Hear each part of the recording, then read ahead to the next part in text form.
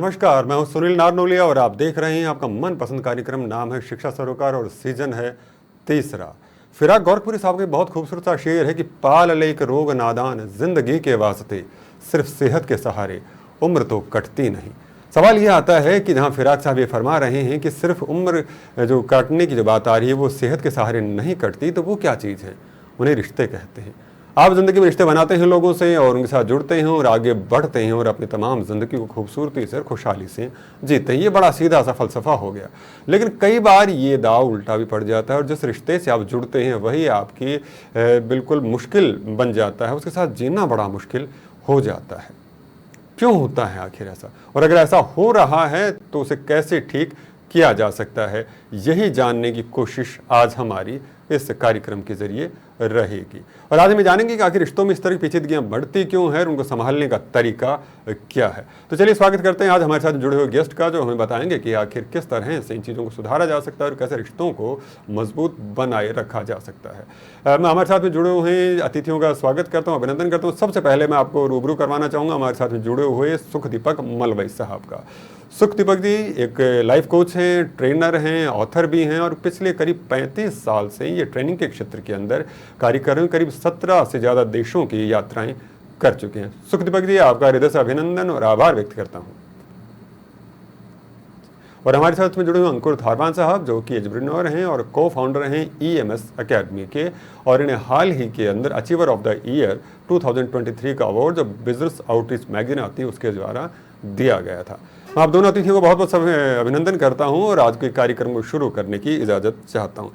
अंकुर जी, पहला सवाल मैं आप ही से लेना चाहूँगा कि जिन रिश्तों को हम इतने प्यार से बना रहे होते हैं, बहुत ही उम्मीदों के साथ में सजा रहे होते हैं, कई बार टूटने की निशानियां सामने आने लगती हैं, तो वो कौन सी निशानियां होती हैं? ऐसी कौन सी वजहें, कौन से संकेत हमें नज़र आते हैं, तब हमें सोच लेना चाहिए कि अब इन रिश्तों को सुधारने की ज़रूरत है?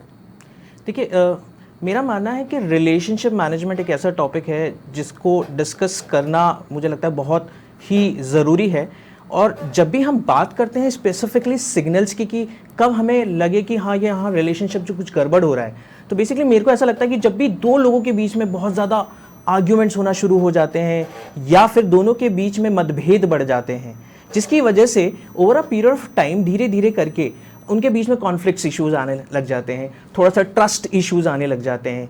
तो जब भी ये सारे एलिमेंट कहीं ना कहीं आपको नज़र आए रिलेशनशिप में, आप समझ लीजिए कि ये सिग्नल है कि रिलेशनशिप जो है वो कहीं ना कहीं गलत डायरेक्शन में जा रहा है। और अगर हम सही समय पे इनको पहचान लें और रेक्टिफाई कर लें, तो मुझे लगता है सही समय पे हम अपने रिलेशनशिप को बेहतर कर सकते हैं। कर सकते हैं, यानी आप कुछ कह रहे हैं या आप कुछ सोच रहे हैं, समझ रहे हैं, महसूस कर रहे हैं, और आपका साथी अगर उन्हें उस चीज़ तक नहीं पहुंच पा रहा है, तो हमें सोच लेना चाहिए कि अब इन रिश्तों को सुधारने की ज़रूरत है, कि अब कहीं ना कहीं संवाद खत्म सा नज़र आता है, वो चाहे मानसिक हो चाहे शाब्दिक हो। तो संवाद की अगर इतनी महत्वपूर्ण भूमिका है, तो एक अच्छे हेल्दी अगर संवाद की हम बात कर रहे हैं, उसको बनाए रखने के लिए कौन से एलिमेंट बहुत ज़्यादा ज़रूरी होते हैं? ये सवाल मैं सुखदीपक साहब से लेना चाहूँगा। सुखदीपक जी, रिलेशनशिप को बनाए रखने के लिए पहली बात तो जो इन्होंने बताया है, 3 चीजें मिसिंग होती हैं। एफिनिटी यानी कि closeness, alright, agreement is missing यानी कि वो डिसएग्रीमेंट्स बहुत ज्यादा होती हैं, और इनकी जो कम्युनिकेशन की क्वालिटी होती है वो भी बहुत खराब हो जाती है। अब रिलेशनशिप को बनाए रखने का सबसे बेहतर तरीका ये है कि उसके अंदर हम जो ऑनर है यानी कि आदर वो वापस लाएं, ट्रस्ट वापस लाएं, ठीक है ना, और दूसरे के बारे में जो एक्सेप्टेंस होती है वो लाएं और एक दूसरे के लिए ग्रैटिट्यूड फील करें। सबसे बड़ी स्टार्टिंग पॉइंट होती है मेरे हिसाब से कि जब एक दूसरे की एक्सपेक्टेशंस को हम क्लियरली बताएं और समझें। मोस्टली जो दरारें पड़ती हैं वो इसलिए पड़ती हैं कि हम दूसरे की एक्सपेक्टेशंस को या तो समझे नहीं या हमने अपनी एक्सपेक्टेशन क्लियरली बताई नहीं, और सबसे बड़े जो अपसेट्स होते हैं जब एक एक्सपेक्टेशन टूटता है, दरारें पड़ती हैं। ऑलराइट जी।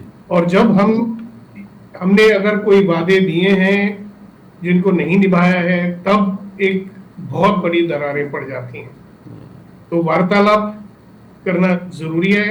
कौन सी एक्सपेक्टेशंस टूटी हैं उनके बारे में डिस्कस करके उनको रिजॉल्व करना वहां से स्टार्टिंग पॉइंट होता है रिश्ते को रिस्टोर करने के लिए।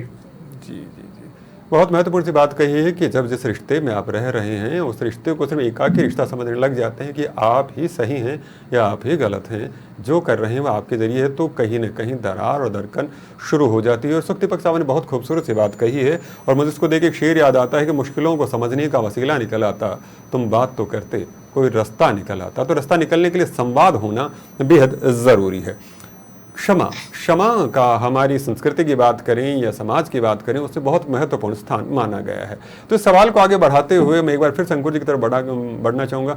अंकुर जी, हम रिश्ते में हैं तो जाहिर सी बात है कई बार हम खामियां भी हो जाती हैं, कई बार हमसे कोई परेशानियां भी हो जाती हैं, कई बार गलतियां भी हम में हो ही जाती हैं। तो ऐसी स्थिति के अंदर क्षमा की जो हम बात कर रहे हैं उसकी क्या भूमिका होती है एक अच्छे रिश्ते को बनाए रखने के लिए? मेरा ये मानना है कि कोई भी रिलेशनशिप के अंदर कॉन्फ्लिक्ट्स तो होंगे, बट फॉरगिवनेस एक बहुत बड़ा एलिमेंट है जो हमें समझना पड़ेगा।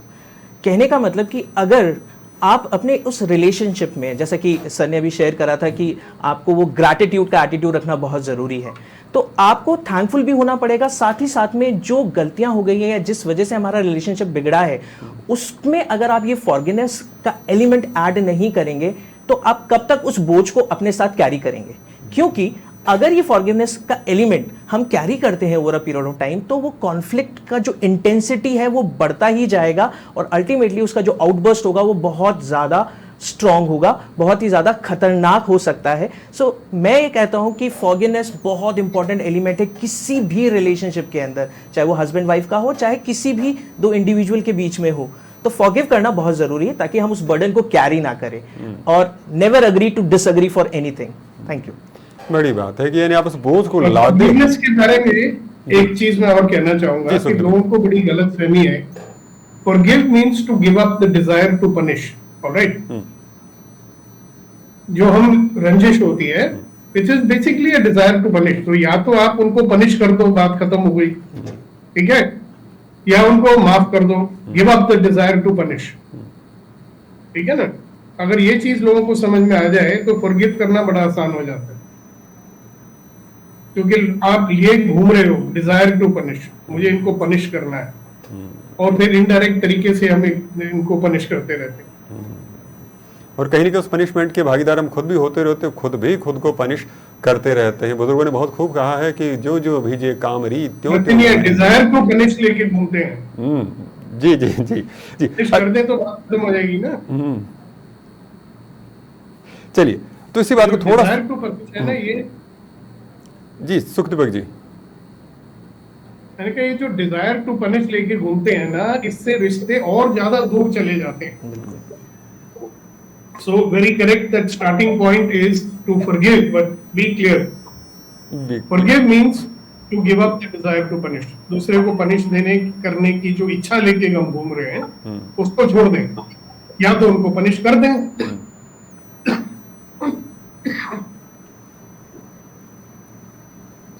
यानी क्या तो हम उन्हें पनिश कर दें या फिर उस इच्छा को ही छोड़ दें। अच्छा सुख दीपक जी, मैं यहाँ पर थोड़ा सा सवाल को आगे बढ़ाते हुए ये भी जानना चाहूँगा आपसे कि मान लीजिए किसी रिश्ते में दरकन आई गई है, टूट ही गया है, किसी वजह से कोई प्रॉब्लम आई रही है, तो क्या उस टूटी हुई चीज़ों को दोबारा जोड़ा जा सकता है? क्योंकि हम लोग ये पढ़ते आए हैं कि जो अगर एक बार रस्सी टूट जाती है और उसमें गांठ लगा दी जाती है तो फिर वो पहले वाली सी बात नहीं रह पाती है। क्या कहना चाहेंगे आप इस विषय में? देखिए, इसको रिश्तों को रिस्टोर किया जा सकता है, राइट? सबसे बड़ी प्रॉब्लम इनको रिस्टोर, देखिए आपको वापस से एक दूसरे को आदर करना सीखना पड़ेगा। हम हमेशा कहते हैं, मैं अनुभव से बता रहा हूँ, जब रिश्ते बिगड़ते हैं हमें दूसरे इंसान में सिर्फ गलतियां नजर आती हैं, ऑलराइट? और दूसरे को भी हमारे साथ कंप्लीटली गलतियां ही नजर आती हैं। तो अगर रिश्ता बनाना है तो एक बार फिर, क्योंकि एक जमाने में जब हमने अपना रिश्ता जोड़ा था हमें सारी खूबियां नजर आई थी, इसलिए तो रिश्ता जोड़ा था, राइट?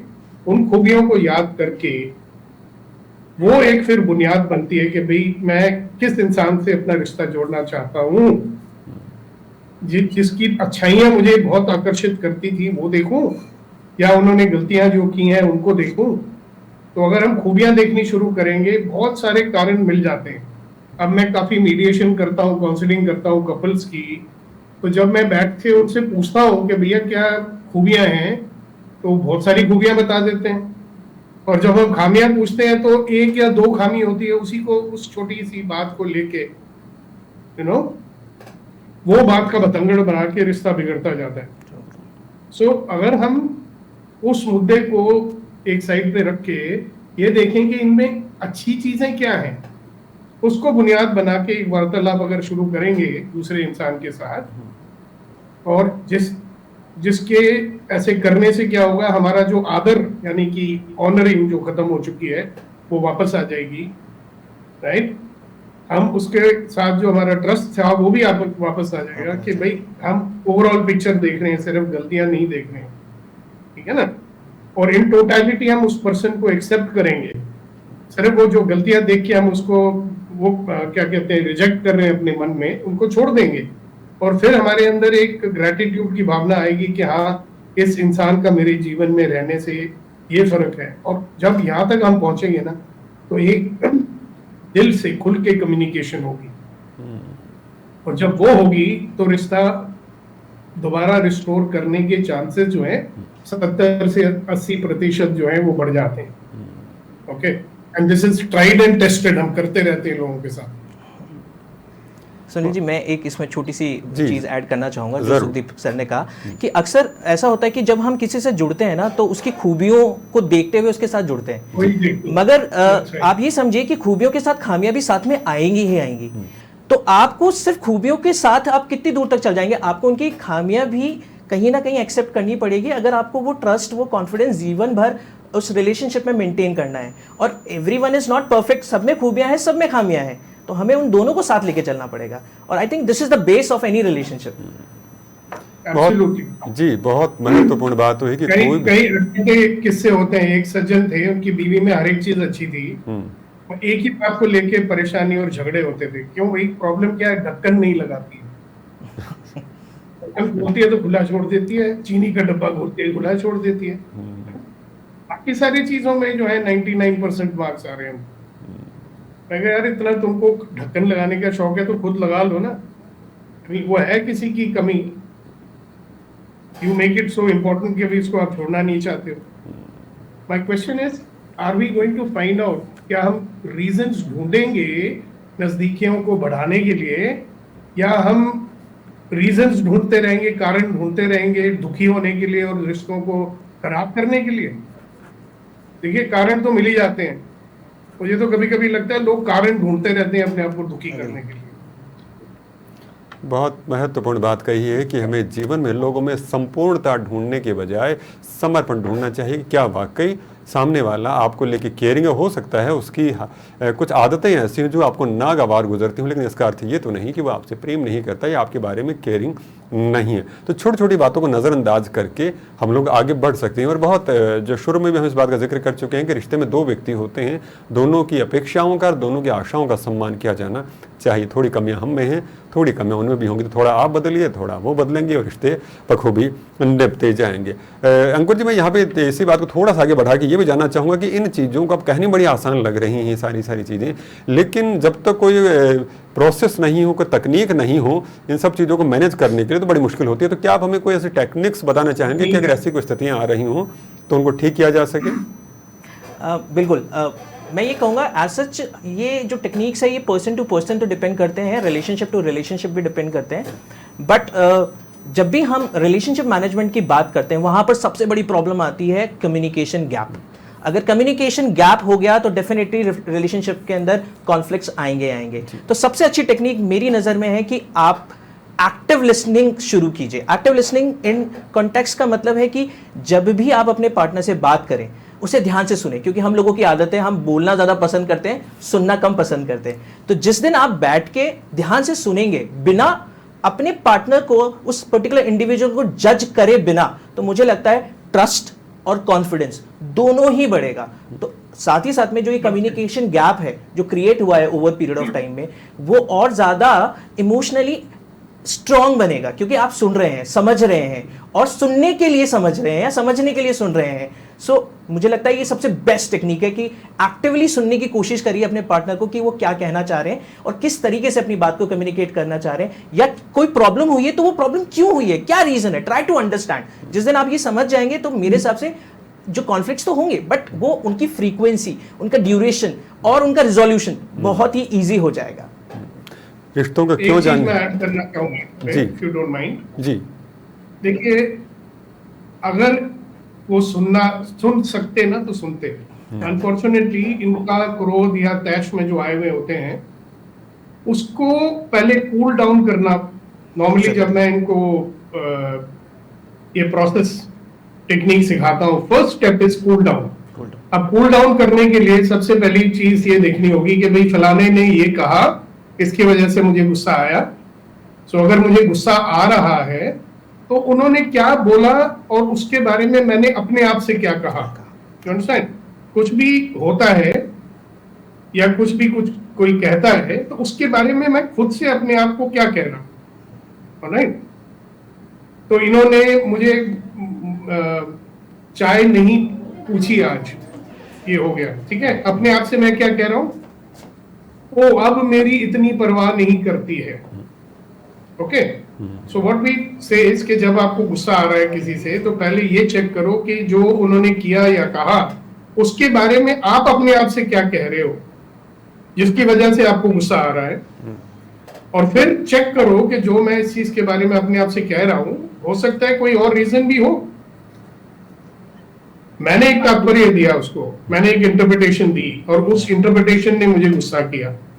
तो जब हम उसको इस सीक्वेंस से लेके जाते हैं ना, लोग शांत हो जाते हैं और जब कूल डाउन होते हैं फिर एक बड़े प्यार से थोड़ा और बेटर वार्तालाप की शुरुआत होती है, तब वो एक्चुअली सुनते हैं जी। इससे पहले जो भी वो दूसरा आदमी कह रहा है ना, उसको अपने मन में वो गलत ही साबित कर रहे हैं, सुनते नहीं है। इसीलिए सही कई लोग जो मैं काम कर रहा हूँ, they are very very senior people, you know, active listening वगैरह उनको बहुत अच्छी तरह आती है। पर जहां रही बात अपने रिश्तों में, वहां उनसे एक्टिव लिसनिंग नहीं होती है, क्योंकि वो इतने मतलब अपने गुस्से में या सैडनेस में घुसे हुए हैं कि हर बात उनको नेगेटिव ही सुनाई देती है जब दूसरा बोलता है। जी, जी, तो डिफेंसिव मोड। जी, जी। So starting point cooling down होना सही कहा। मीर तकी मीर का एक शेर भी है जी, जी सुखदेव जी, बहुत सही बात। इसी बात को थोड़ा सा आगे बढ़ाऊंगा। मीर तकी मीर का एक शेर याद आ गया कि पत्ता पत्ता बूटा बूटा हाल हमारा जाने है, जाने न जाने गुल न जाने बाग तो सारा जाने है। अभी आपने एक बात कही कि कहीं ये रहता है कि केयर नहीं होते, कि भाई वो हमारे ख्याल नहीं रखते, वो मेरी भावनाओं को तवज्जो नहीं देते हैं। तो अब होता कि जब भी तकरार आ रही होती है तो कहीं ना कहीं हमारे इमोशंस हावी हो जाते हैं, हम चाह कर भी खुद को कंट्रोल नहीं कर पा रहे होते, तो उसी वल्गर ही कहूँगा शायद कि बहुत ही गलत तरीके से हम पेश आते हैं अपने रिश्ते के साथ में। तो उस चीज़ को कैसे कंट्रोल किया जाए, हम अपनी इमोशंस को मैनेज कैसे करें जब हमें लग रहा हो कि चीज़ें हमारे हिसाब से नहीं आ रही, हमें केयर नहीं किया जा रहा, कैसे समझाएं हम पार्टनर को? इमोशंस को कैसे कंट्रोल किया जाए, तो उसका सबसे पहला मैंने स्टेप बताया है कि मैं अपने जो इंटरप्रिटेशंस हैं उनको देखना शुरू करूं। नंबर 2, जो लोग के ये इमोशंस हाई होते हैं ना, उनको अच्छा नहीं लगता है कि वो ऐसे फील कर रहे हैं। ऑलराइट? और क्यों, फर्ज करो एक इंसान को गुस्सा आता है तो उसको अच्छा थोड़ी लगता है कि मुझे गुस्सा आ रहा है, और वो दूसरे को ब्लेम करता है कि इन्होंने मुझे गुस्सा दिलाया। राइट? मुझे गुस्सा होना नहीं चाहिए। सो वो इंसान अपने ही गुस्से को रेजिस्ट कर रहा है, उसका प्रतिरोध कर रहा है, और जितना ज्यादा उसका प्रतिरोध करता है उतना ज्यादा उसका गुस्सा बढ़ता जाता है और उसकी सारी इंद्रियां बंद हो जाती हैं उसके बाद में, क्योंकि जो थिंकिंग ब्रेन है वो तो ऑफ हो जाता है। ठीक है ना, जब गुस्सा आता है। और उसमें एक टेक्निक हमने सिखाई, बहुत सिंपल, इट्स 5 अपने डीप ब्रेथ लेने, सिर नीचे करो, गहरी सांस लो, छोड़ दो, फिर एक्सहेल करो। इतना करते करते आप शांत होना शुरू हो जाते हैं। 5 बार ही करें, 80% आपका दिमाग जो है थोड़ा सा ठंडा हो जाएगा। उसके बाद में हम ये बताते हैं, सिखाते हैं लोगों को कि भाई जो आप फील कर रहे हो उसको महसूस करो। पहले क्या होता है, नॉर्मली जो वो नहीं करते हैं तो रिएक्ट कर जाते हैं, फिर गुस्सा और बढ़ जाता है, एटसेट्रा एटसेट्रा। हम कहते हैं 2-4 सांसें ले लो। उसके बाद जो आप अपने शरीर में महसूस कर रहे हो उसको महसूस करना शुरू करो। गुस्सा आ रहा है तो उसको महसूस करो, उसको महसूस करो। और जब वो उसको महसूस करना शुरू करते हैं तो जो उसका प्रभाव होता है आपके ऊपर, जो आपको कंट्रोल किए हुए है, उससे आपको छुटकारा मिलता है। फिर आपका रैशनल ब्रेन और ज्यादा चलने लग जाता है, और फिर एक प्रॉपर वार्तालाप या डायलॉग की स्थिति में आप आते हो। आप समझ रहे हैं? This is how you get emotional control, not by resisting your emotions but by experiencing your emotions. जी जी जी जी, बहुत बहुत धन्यवाद सुखदीपक जी। और मुझे लगता है कार्यक्रम समापन की तरफ है, तो बस एक अंतिम सवाल मैं अंकुर जी से जानना चाहूँ। अंकुर जी, हम रिश्तों में करीब आते हैं तो बाउंड्रीज भूल जाते हैं और फिर हम पता ही नहीं रहता कौन ने किसको कितना कुचल दिया। तो एक कहीं ना कहीं ये बात भी हो जाती है कि अच्छे रिश्ते के लिए बाउंड्रीज पहले तय कर ली जाए। कौन कौन सी बाउंड्रीज हैं जिनको हम तय करके रखें तो ऐसी स्थितियाँ नहीं आएंगी? देखिए, ये बहुत क्लियर है कि अगर आपको रिलेशनशिप को स्ट्रॉन्ग बनाना है और इसे इमोशनली और ज़्यादा बिल्ड करना है, अगर आप अपने पार्टनर को कहीं ना कहीं ये बता दें कि आपकी जो बाउंड्रीज़ है वो क्या है, आपके एक्सपेक्टेशंस क्या है, तो मुझे लगता है कि जो कम्युनिकेशन है वो कहीं ना कहीं थोड़ा सा क्लियर रहेगा। साथ ही साथ में जब आप अपनी बाउंड्रीज़ और अपनी एक्सपेक्टेशन क्लियर कर देते हैं तो it gets easy to define this particular relationship. जब भी ऐसा होता है, दोनों के बीच के अंदर जो कंफ्यूजन स्टेट होता है कि मेरे को मेरी बाउंड्री क्या है, मुझे क्या उस बाउंड्री के पार जाना चाहिए कि नहीं जाना चाहिए, वो क्लैरिटी आ जाती है और जो कॉन्फ्लिक्ट्स है वो कहीं ना कहीं कम होंगे। तो मेरा ये जो कहना है कि आपको बाउंड्रीज और एक्सपेक्टेशन इन दोनों को बताना बहुत ही ज़्यादा ज़रूरी है ड्यूरिंग एनी कन्वर्जेशन। और जब ये होता है तो ना सिर्फ आप ट्रस्ट बिल्ड कर रहे हैं, आप कॉन्फिडेंस अपने रिलेशनशिप पे बिल्ड कर रहे हैं और साथ ही साथ में जो इमोशनल इंटीमेसी होती है उसको भी और ज़्यादा स्ट्रॉन्ग बनाते हैं। सो ये बहुत ज़्यादा ज़रूरी है कि आप कम्युनिकेट करें कि क्या बाउंड्रीज हैं और क्या एक्सपेक्टेशंस है। अगर इन दोनों की क्लैरिटी है तो I think things would be much easier as compared to other things. बहुत सुंदर सी बात है कि हम अपने आप को किसी फरिश्ते की तरह पेश ना करें, हम इंसान की तरह खुद को पेश करेंगे तो हमारी कमियां कहीं, हमारी खामियां कहीं और हमारी जो अच्छाइयां वो दोनों सही ढंग से आ सकेंगी। चलिए, बहुत बहुत धन्यवाद है कि आप लोगों ने इस मंच के जरिए बहुत सुंदर से तकनीक बताई, तरीके बताए, वो कारण भी समझाए जिनकी वजह से रिश्ते दरकते हैं। आशा करता हूँ आपकी बातों का मार्गदर्शन जो आपने हमें यहाँ पर दिया, उन बातों का अनुपालन करते हुए लोग अपने जीवन में एक सुखद भविष्य का रास्ता ज़रूर तलाश करेंगे। आप लोग इस मंच पे आए उसके लिए बहुत बहुत अभिनंदन, और दर्शकों आपका बहुत बहुत आभार, अभिनंदन। इस मंच पे शिक्षा सरोकार के नए अंक में हम ज़रूर मिलेंगे एक नई समस्या का समाधान लेकर। तब तक के लिए अलविदा चाहूँगा, फिर मिलेंगे, शुभकामनाएं।